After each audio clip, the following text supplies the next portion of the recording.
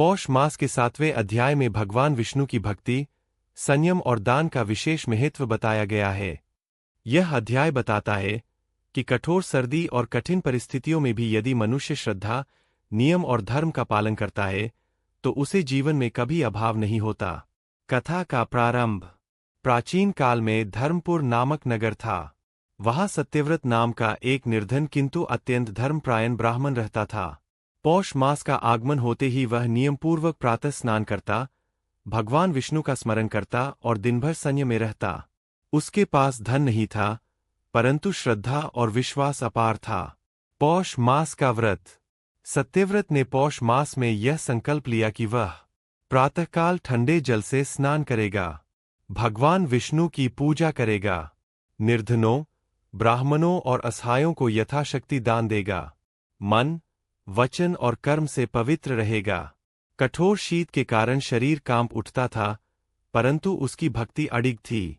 वह कहता, हे नारायण, यह शरीर नश्वर है, आपकी भक्ति ही सदा साथ चलने वाली है।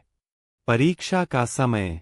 एक दिन भयंकर ठंड में एक अतिथि उसके द्वार आया।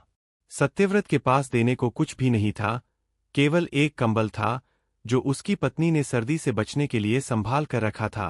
अतिथि को देखकर सत्यव्रत ने बिना संकोच वह कंबल दान कर दिया। पत्नी ने भी प्रसन्न होकर इस दान में सम्मति दी। भगवान की कृपा। उसी रात स्वप्न में भगवान विष्णु प्रकट हुए और बोले, वत्स, तुमने पौष मास में दान, व्रत और संयम से मुझे प्रसन्न किया है। जो मनुष्य इस मास में ठंड सहकर भी दान करता है, उसके घर कभी दरिद्रता नहीं रहती। प्रातः होते ही सत्यव्रत के जीवन में चमत्कार हुआ। नगर के राजा ने उसे सम्मानित किया और उसे धन, अन्न तथा वस्त्र प्रदान किए।